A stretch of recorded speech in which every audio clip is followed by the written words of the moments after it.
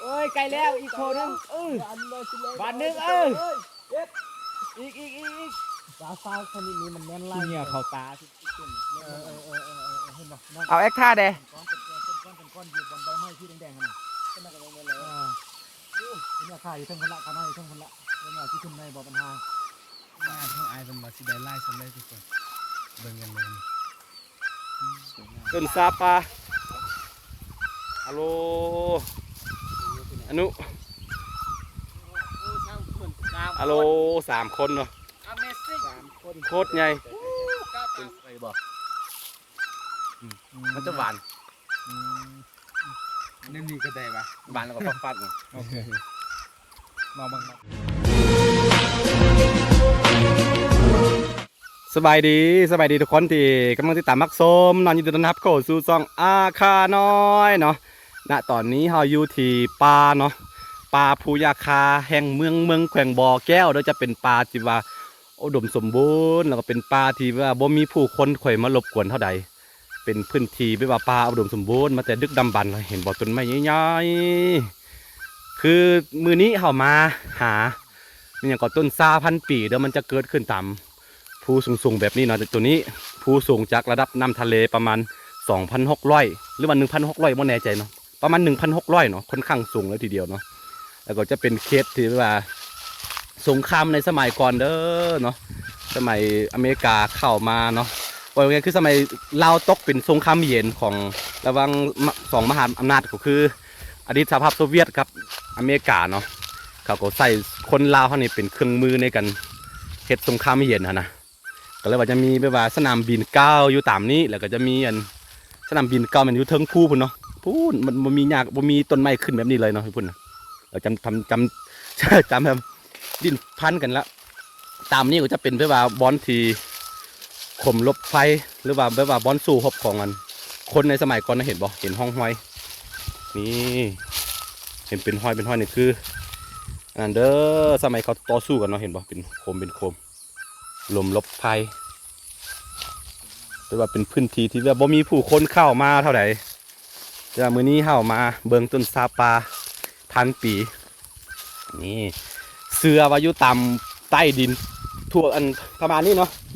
จะมีแบบว่ากระดูกคนฝังหลายพันศพคือกันต้องระมัดระวังนิดหนึ่งเพราะว่าจะมีระเบิดวัฒนแตกอาจจะมีนะนี่เห็นห้องหอยโอ้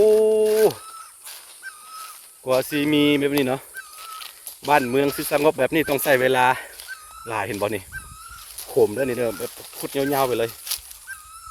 นี่คือสมัยที่เขาเฮ็ดสงครามเย็นกัน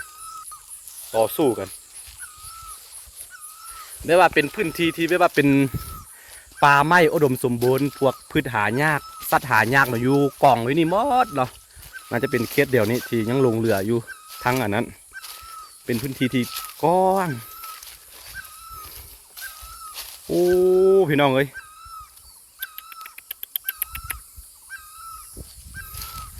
จุดที่เขากำลังย่างอยู่นี่เนาะอย่างที่บอกไปมันจะมีศพหลายพันศพอยู่นี่เห็นบ่ข่มลบภัย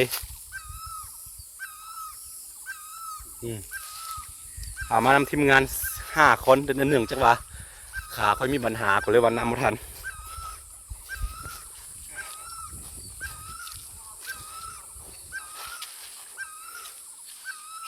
เป็นไงเสร็จต้นซาฮะสมุนไพรเขาบอกว่ามีตุ่นยามมองแต่หน้าตาเป็นแบบบูฮูมันเป็นกาฟากวะเบิ่งตัวนี้ว่าตุ่นยามมองนะกินละเย็นอันนี้บ่แม่นยำมองเถอะอันนี้มันสมุนไพรดีลองเบิ่งโลกกับยำนดลองซิมเบิ่งพี่กินสองไอ้น้องซิมแล้วเรียบร้อยนะโอ้ยาหายางพิมพ์มันอยู่เทิงพุ่นอ่ะกาฟากเลยคนหล่นลงมาบ่แม่นตามพื้นดินโอ้ต้องบอกแบบนี้เนาะตัวนี้เนาะมันเป็นกาฟางมันจะขึ้นต่ำนี่แล้วก็มันเป็นพื้นที่ที่มีกล้วยไม้เนาะพันหายากหลายๆชนิดเนี่ยเป็นกู่อันนี้เป็นโอ้อันนั้นวะเป็นหน่อยๆขาวๆฮะนะนี่โอ้นี่มันย้อนลงเห็นแล้วมันจะเย็นๆเวลากินแล้วเย็นๆหายใจแบบสดชื่นขนาดนั้นคือแบบเขาอมลูกอมมันหายากเนาะไม่มิ้นอีกอย่างจากอย่าง ไปว่าพวกกล้วยไม้หายากมันยังกองไว้นี่หมดเด้อนี่เห็นบ่อยู่หั่นก็มีนั่นคือนี่มีหลายๆชนิดคือตอนนี้เฮากำลังหายอ่ะ นะพ่ออยู่ คือตอนนี้เนาะกำลังหายากันนะคือตัวนี้นี่มันจะเป็นกาฟากมันคิดอยู่ต่ำแล้วก็มันจะล้นลงมาตัวนี้เป็นยาปัวกระเพาะเป็นบ่ แม่น ก ละ ระเพาะเด้อคือได้ยินน้องไซเขาเล่าให้ฟังว่ามีคนหนึ่งที่เจ็บเป็นกระเพาะนี่แหละไปห้องหมอหลายๆห้องหมอทางฝั่งไทยฝั่งลาวเนาะไปแล้วบ่ดีแต่ว่ากินตัวนี้พัดดีนะนี่กำลังหาอยู่ อันนี้นะใบยูทูบเบอร์ ได้จักอัน วัดตาโตวัดตาโตอะไรบีดตัดใหม่เนี่ยบ่มีอะไรใหม่ มันมีบ่ได้ นี่คือช่องอย่างนี้ เห็นคมมันเขาสู้กันบ่เห็นบ่ อันใด เป็นคมทองทองคุดน่ะนะทำไมสู้มันทำได้น่ะ อยู่บนเมื่อกี้นะ เป็นยาวๆไปเลยนี่กล้วยไม้หลายชนิดเนาะอันนี้ก็อีกชนิดหนึ่งตัวนี้ราคาแพงนี่คือกล้วยไม้เด้อก็เป็นน่าจะเป็นปลาอเมซอนของเราเลยนะตัวนี้นะอยู่วันไหนอยู่วันไหนหนุกำลังตามหายาอยู่วันไหน มาเมื่อไหร่นู้นเว้ยโอ้เชียวเปอร์เซ็นต์เดียว แล้วที่ตกอันนั้นเลยเอ็นเดียวใช่ไหม น้อยหนึ่งออกมาหนึ่งออกมา เลยก็เนี่ยจะควงเลย ไอ้ขึ้นไป ไอ้ที่ขึ้นอยู่บน ได้เลยดี เครื่องเสื่อมนี่บูดีดีเสื่อม โอ้ขึ้นยากนะอ่ะอยู่บนทางต้นใหญ่นี่ ก็มีขึ้นอยู่นะพ่อบอก ต้นมันมืนเนี่ยมันมี คือเป็นอันนั้น ต้นเดียวในโลกได้ไอ้ หนึ่งเดียวในโลกเราเป็นยากระเพาะแล้วก็มันหายากมันจะเป็นกาฟากจับอยู่ต่ำต้นไม้ใหญ่ๆแบบนี้ลองตอกขึ้นไป อืม บูฮูว่าที่ขึ้นได้บ่เนื่องจากว่าขาเขามีปัญหานะ อืม ไอ้นั่นก็คนละไลน์แล้วทุกคนเนาะ คนละไรได้อเป็นกำลังใจให้บ่าวคำศรีได้อให้บ่าวว่าขาน้อยได้อเถอะต้องได้ไต่เสือกขึ้นมือพี่น้อง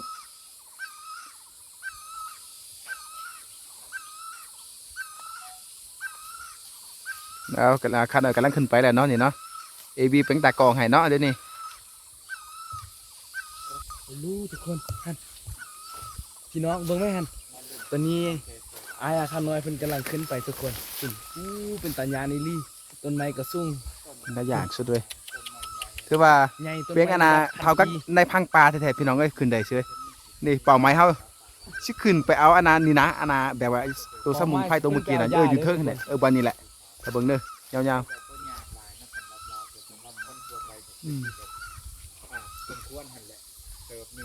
ใครสิขึ้นละใครสิฮอดแล้วเนาะใครสิฮอดจุดหมายละมาลุ้นกันเป็นกำลังใจให้ ซ้ำมีเงินพันล้านหรือว่าเป็นแสนล้านพนันอยู่เทิงแหละทุกคน อ่ พวก า แม่ในบุกกล้าเสี่ยงขึ้นไปเนาะอันตรายทุกคนพุ่นขนาดไอ้อีเท่าเทิงกับ10ไร่พุ่นน่ะป้าพุ่นทุกคนเดี๋ยวสิซูมให้เบิ่งพุ่นป้า พูน กลับแล้วแหละ พูนพี่น้องอาคารอยู่เทิงพุ่นแหละไปลูกพี่ เชียวขา ไอ้ เดี๋ยวลอง เทิงไอ้นั่นเดียวป้าบักอะไรเพื่อเป็นก้อนนะงั้นโอ้หันมาเบิ่งอันนี้ไหม ซุ่งไก่ก่อน ใช่นี่อยู่เทิงเราได้หนึงเป็นก้อนระดับโลนึงเลยอยู่หันเอาเหมือนหันน่ะแม่นมื้อละได้หันไอ้มาเบิ่งเลยโอ้แม่นแล้วก็หันเป็นก้อนนี้เท่านั้นติดเต็มเห็นบ่น้อง เอาแอคท่าเด้ ก้อนเป็นก้อนอยู่บนใบไม้ที่แดงๆกันน่ะเป็นนักกันเบิ่งแล้วโอ้เป็นเนี่ยค่าอยู่เทิงพุ่นละค่าน้อยอยู่เทิงพุ่นละเรื่องอะไรที่ขึ้นในบ่ปัญหา ขาสั้นอยู่นี่น่ะ อ๋อระวังกันเด้อ มีปัญหาขา แล้วแม่ค่อยๆอายจับแน่น อยู่วันไหน ๆอันนี้ถึงหัวอายนิดนึงอ่ะ ต้นนี้บ่ แม่เราได้ปิดถึงนี่นะถึงนี้นิดนึงอ่ะถึงยา ต้องแง้นหน้าลายเดี๋ยวมันมึนเลยมึนหัวเนี่ย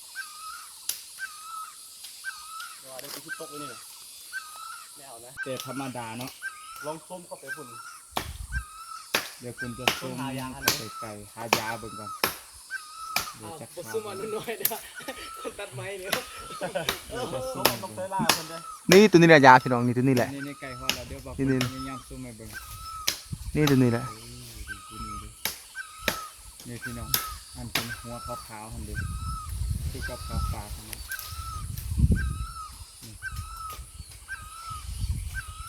นี่ซุ่มลายถูกทำมันเป็นเบอร์เอ้ยไกลแล้วอีกโคนึงบานหนึ่งอีกกาฟ้าชนิดนี้มันแน่นไล่ ขี้เหงื่อเข้าตาพี่น้อง มันมีฮากที่สามารถจับกันไม่ระดับตกลงมาแล้วอันนึง เลียนไว้ทุกคน ตกละอันหนึงเดี๋ยวค่อยถ่ายให้อ้ายเพิ่นลงมาแล้วค่อยรีวิวให้เบิ่งเนาะตอนนี้เก็บภาพบรรยากาศตอนเก็บอ่ะอีกน้อยหนึงอ้าย ว้าว ทางขึ้นไปเลยซื้อๆเลยเสร็จเลย สมยอดเลย ขี้เหงื่อเข้าตาแล้ว อยู่กล่องที่ทางขึ้นไปมันเข้าตาแน่แล้ว อ๋อ ถ้าเบิ่งทุกคนถ้าเบิ่งต่อไป อ้ายทางก็ฮอดแล้วนี่อ้ายบ่เบิ่งขึ้นไปเลยนะอ้ายทางเลยนะ ยังจะซื้อทางนั้นเนาะ เดี๋ยวนี้ซื้อแล้วทางเลย ซื้อแล้วมีแต่ทางเลย ทางอีก ทางอีก ทางอีกใกล้ชิดต้องแล้ว ทางอีกบิดเบิ่งบิดทางนี้ซื้อเลยบัดนี้น่ะซื้อเลยได้หนึงทางขึ้นไปสุดเลยอ้ายไกลแล้วบ่เบิ่งก็ได้ทางไปรถ บ่ต้องเบิ่งอ้ายทางซื่อๆตามเมื่อกี้เลยมันจิตตกแล้ว เฮ็ดยับมาเบิ่งควันหน่อยนึงเดี๋ยวนั่นแหละเฮ็ดเลย โอเคเอาเลยจะตกแล้วเอาสุด ตรงแล้วบางอัน ๆมีลุ่นขนาดพี่น้องหน่อยนึงอ้าย มันคือแต่ตัวเยยนั่นแหละลงมาเลยพี่น้องนี่ลงมาแล้วโอ้บ่ทางพี่น้องโอ้ยภาคบ่ค่อยชักเจงปานใดนี่ลงมาละเป็นยังไงบ่ฮู้แหละลองเบิ่งโอ้เมื่อยคักขนาดเลย เล็กเนาะดีส้มเซยเห็นป่ะเก็บมาแต่ถึงความเลย คือมาไทยดีๆเสียนะบัดรถใส่เก็บมาได้เด้อ เอาตัวหลายๆมาแม่นุ เบิ่งอ่างแล้วได้เนี่ยเบิ่งจากข้าว เครือยาวขนาดน้อยเนาะ เบิ่งอนุมาพุ่น จะเป็นกา มันหายากเลยว่ะคือมันต้องเป็นต้นไม้แบบว่าเป็นป่าที่แบบอุดมสมบูรณ์แท้ๆมันถึงจะมีเลยตัวนี้เด้อเห็นบ่มาบ่แน่ใจว่ามันน่าจะบ่มีซื้อไว้ตัวนี้ เขาว่ามีแต่ต้นเดียว คิมป้านะนี่เขาเอิ้นว่า ต้นเดียวนี่แม่นบ่ มาถ่ายตัวนี้ มันทำนี่แหละ นี่ตรงนี้เนาะ นี่ทุกคนนอนในที่สุดแล้วก็ได้มาแล้วเนาะที่คือเป็นของหายากตะกองมาพี่เป็นของหายากเด้อบ่เนี่ยจะว่ามันจะมีสื่อบ่ทางมีธรรมชาติหรือว่าทางไม่ว่าภาษาลาวหูอื่นจังได๋ ชุกปี บ่มีนะ บ่มี ชุกปีแฮปปี้ชุกปี คือมันจะขึ้นตามต้นไม้ใหญ่ๆเนาะมันจะเป็นกาฟากนะบ่แน่ใจคือกันว่ามันมีสื่อบ่เพราะว่าบ่เคยเห็นคือกันเนาะนี่เนาะลุงพี่เนาะหาเห็นครั้งแรกเด้อตัวนี้เด้อก็สิเอามาได้เห็นอย่างที่เห็นแล้วเขาขึ้นไปใต้ขึ้นไปต้นไม้ใหญ่ๆนี่แล้วก็ซื้อเขาว่ากันว่ามีในต้นเดียวในโลกนี้เนาะอาจจะเนาะ ต้นเดียวใน ต้นเดียวในเขตนี่บ่แม่นในโลกนี้ในเขตนี่เด้อมันเป็นกาฟากนี่เป็นยาเนาะยาพิเศษเขาตามหามานานยาดีกระเพาะเด้อ เดี๋ยวอ้ายเพิ่นจะซิมให้เบิ่งบ่อ้ายยังบ่ทันได้ซิมเท่ามัน ซิมหนึ่งเตรียม อ้ายลองซิมรสชาติเบิ่งแบบ อันนี้เอาไปปลูกกัน เตรียมไปปลูก เอาไปดี ต้นม่วงขึ้นดี ๆเมื่อกี้จนมะม่วงขึ้นบ่ แม่น กินเข้าไปแล้วรสชาติของมันจะเย็นๆพี่น้องเอ้ย เผ็ด เอาจ้ะ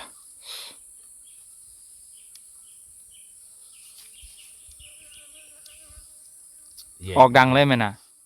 คล้ายๆคือพวกยางมอง แม่น แต่มันยังมีต้นยางมองอีกคุณบ่ แม่น นี่บ่แม่นอันนี้เต้ ยังบ่แม่น ตั้งหากเด้อตัวนี้ยาดีกระเพาะเนาะคือบอกง่ายๆคือพวกพืชหายากหรือว่าพวกสัตว์หายากอยู่ในนี้หมดนะ เกลือหน่อยพาแนวผมว่า พามาทุก สุดๆไปเล ฉั ย นไม่ใช่โจสัว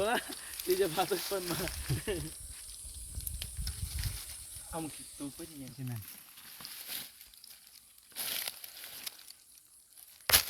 งานของไอ้เป็นว่าสิได้ไล่ฉันเลยทุกคนเบิ่งกันเลยนี่ได้คอยมันยิงนกยิงฮอหรอ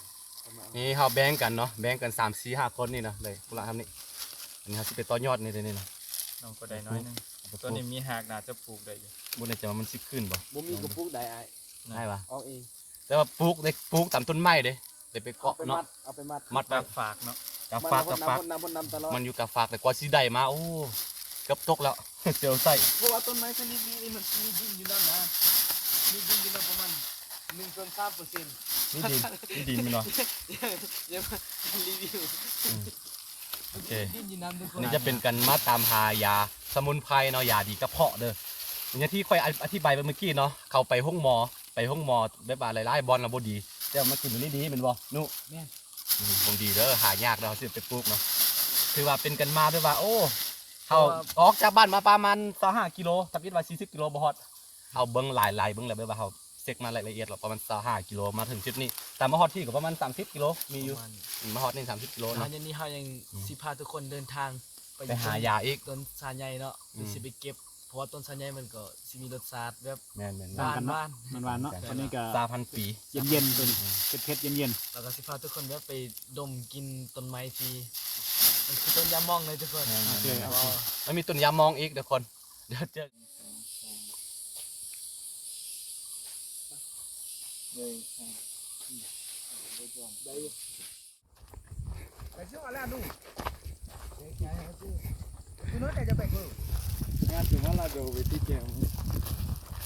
ตอนนี้คือเอาพี่ไปเบิงต้นซาเนาะหลังจากที่แวะตามเส้นทางมาหายาไปน้ำแล้วก็ว่ากันว่ามีต้นยามมองอยู่นี่อีกนะเดี๋ยวเป็นยังไงแล้วก็ลองเบิงบ่เคยเห็นสักเถื่อได้ยินแต่ซื้อได้ยินเสียงนกตังรอ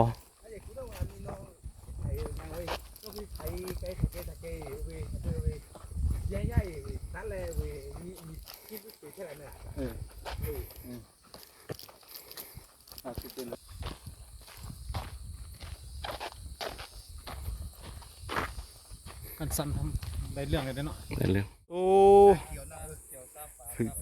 ยูภูนี่จะมีแต่ต้นชนิดนี้ที่เกิดขึ้นได้สูงๆ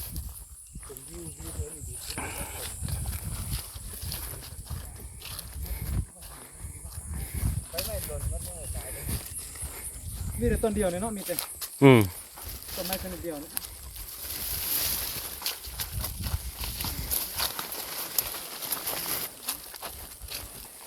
นี่เขาให้นั่นต้นยามอง ตัวนี้นี่ตอนน้อยอาคือกินแล้วนี่ให้สิทาไก่เบิ้ง อยู่เธอเมืองก็มีนี่น่ะ นี่ เธอเมืองก็มี อะไรต้นแก้ปันนี่มันบ่ปันใดที่ให้ได้เบิ้งอันนี้แก้คนละจะเทได้กินเบิ้งอันนี้ตอนน้อยเนี่ยโอ้มักซะเด้อนี่จืดกังภาษาไทยมาจืดกังเด้อ จิกัง จืดกังคิดว่าไม่ยัง เอาแล้วคันเฮาจะกินเป็นยาเนี่ยมันรักษาโรคยังไง ตัวนี้นะ โดย บู๊มันเป็นมันกินยาอย่างแต่ว่ามันคนอาฆาตกินได้เนี่ย โอ้ กินแต่น้อยๆมานะเห็น โดย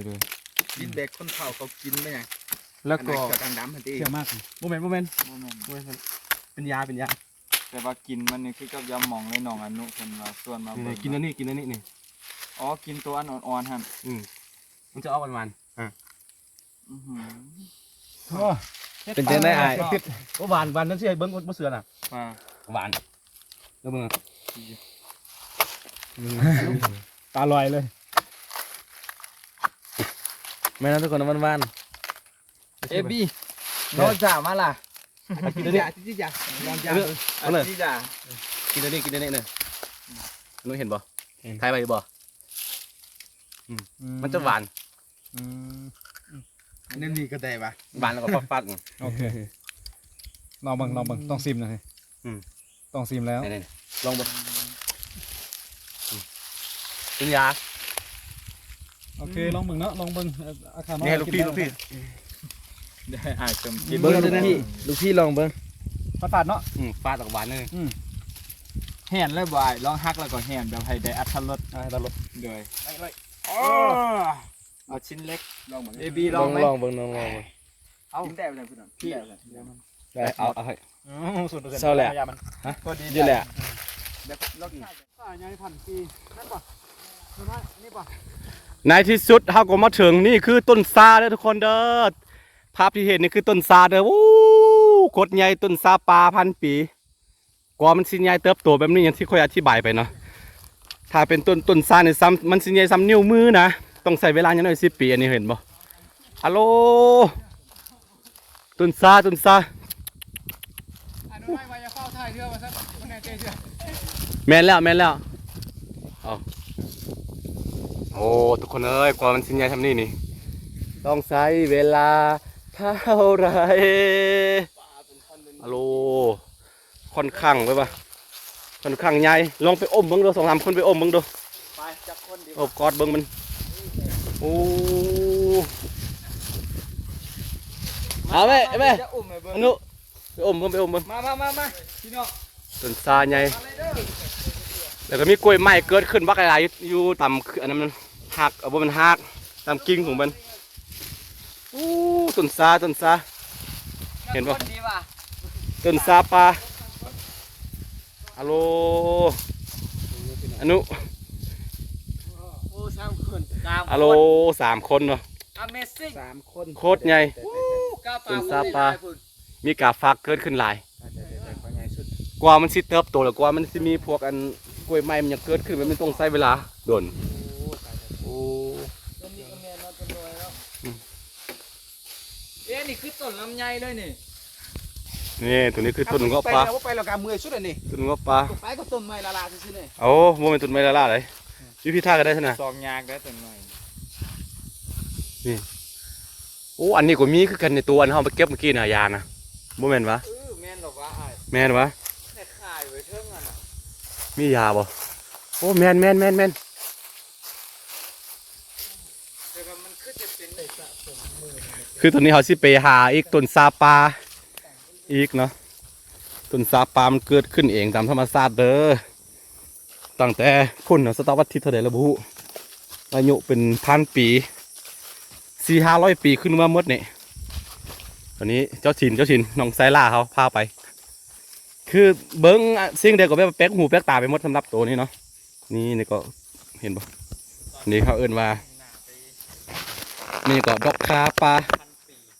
เมื่อคืนนี้เขาก็เฮ็ดกินเมนูอยู่นี่โอ้สวยอันนี้จะเป็นแบบว่าพืชอีกชนิดหนึ่งที่เป็นกาฟ้าขึ้นเนาะเห็นปะขึ้นตามต้นไม้ใหญ่ๆหาเห็นคล้ายๆคือพวกต้นไฮคือกกไฮแต่ว่าโมเมนต์กกไฮเดี๋ยวนี้เด้อนี่ใบมันลักษณะใบมันคือใบซาแต่ว่าโมเมนต์ต้นซาเนี่ยมันขึ้นเป็นกาฟักอะนะนี่มีความไข่คือกับตัวที่เขายาตัวเขามาแต่ว่าตัวนี้มันจะมีรสชาติแบบว่าเย็นๆเนาะตัวนี้ของแท้ไอ้เขาเลยเอาไปนี่ให้เห็นได้ของแป๊กๆเว้ยเอาได้2-3 อันเอาไปปลูกใส่ต้นไม้โอ้ของแท้โอเคทุกคน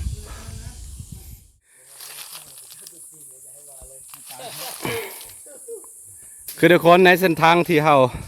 เดินกลับมาเราก็เห็นอีก2-3 ต้นซาเด้อเห็นบ่นี่คือห้องห้อยที่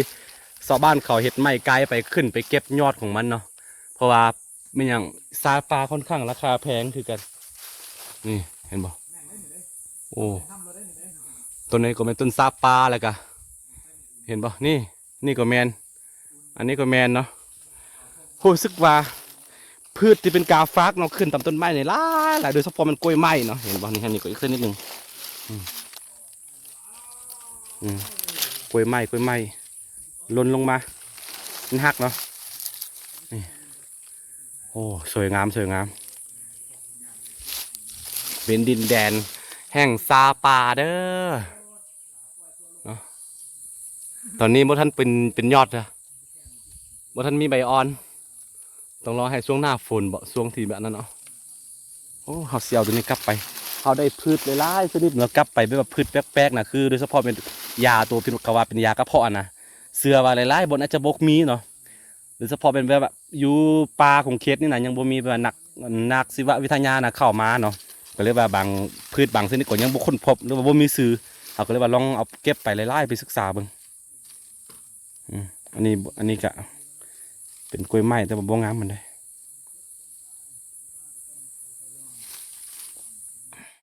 หลังจากที่เราใช้เวลาเดินทางด้วยตีนเนาะประมาณไปหายาสมุนไพรไปหาพืชที่หายากเนาะหลายชนิดเสือว่ายังบ่มีนักชีววิทยาที่แบบว่าค้นพบเตือนะมันจะมีอยู่ในนี้หมดเขาก็เลยว่าเก็บตัวอย่างไปหลายๆชนิดเนาะโดยเฉพาะเป็นยาเนาะยาดีมีก็เมื่อกี้ว่านะ กระเพาะ แม่นละยาดีกระ กิน เพาะ เข้าไปเย็นๆเสือว่ายังบ่ค้นพบเด้อก็เลยว่าลอง ยัง เอา บ่ ไป ฮู้ ศึก ซื้อ ษาเบิ่งเฮาเก็บไปประมาณ7ชนิดเนาะค่อยเอาไปอยู่พวกกล้วยไม้มีหยังแดแล้วก็พืชที่ก็โดยเฉพาะส่วนหลายที่เฮาเก็บไปจะเป็นพวกอันพืชที่เกิดตามมันต้นไม้ใหญ่ออกว่าไงคือกาฟากเนาะเอาก็เก็บไปเนาะลองไปศึกษาเบิ่งว่ามันสิมีแล้วบ่หรือว่ามีคนค้นพบแล้วบ่เนาะลองเบิ่งเนาะโอเคจะเป็นการผจญภัยตอนนี้มาจินของเฮาก็บาดเจ็บหลายอยู่เห็นบ่โอเคก็นี่ๆทั้งนี้บาดเจ็บหลายเดี๋ยวก็ต้องไปบุรบัตรเห็นบ่มาของเขาเนื่องจากว่าขาเขาก็มีปัญหาเด้เจ็บได้แล้วก็ใส่ส่งกับบ่อยเด้อีกอย่างก็ขาบ่ถึงเด้ขอโทษล่มหลายบอลอยู่เนาะโอเคน่าจะเป็นคลิปกันผจญภัยพานี่ทีมงานเขาหลายๆคนแล้วก็นี่ไอ้น้องเขาไอ้ใหญ่เขามาผจญภั สุดยอดพี่น้องโอ้ที่สุดเลย คุ้มพอสมควรเนาะเอามา แซ่บเลย คนเดียวโอเคแล้วเจอกันใหม่ในคลิปหน้าทุกคนสบายดี เจอกัน